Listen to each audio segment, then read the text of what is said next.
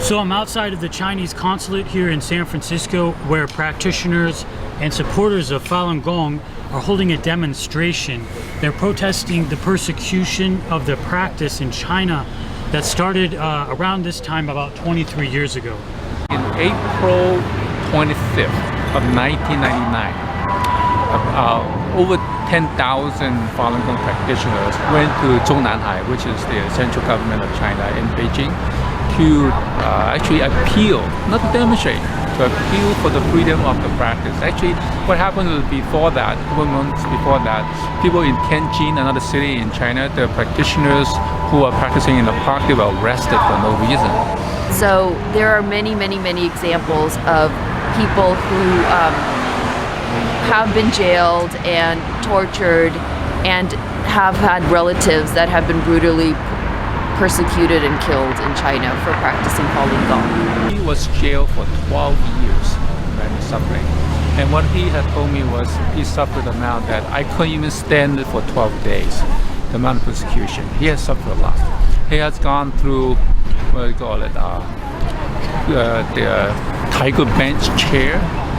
So they were like locked in a metal chair, and your wrist can't move, nothing can move, and you'll be there for a long time. Well, Falun Gong is a spiritual practice. It's a practice of both mind and body, and it's very ancient, and it elevates you morally and spiritually. It develops character, and helps you to become a better person.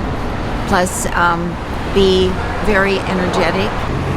I took a lot of medication when I was little, since I was born actually.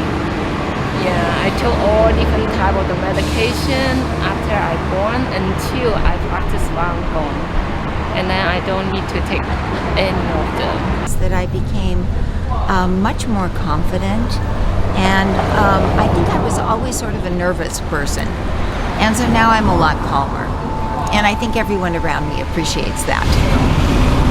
The result over the years is that I have become a calmer, kinder person that manages life through a benevolent perspective instead of fighting and retaliating against people.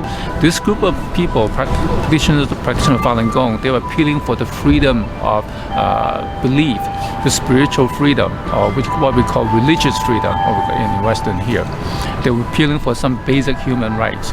Instead of answering with the peaceful resolution, the Chinese government, the Communist Party, they try to crush this group.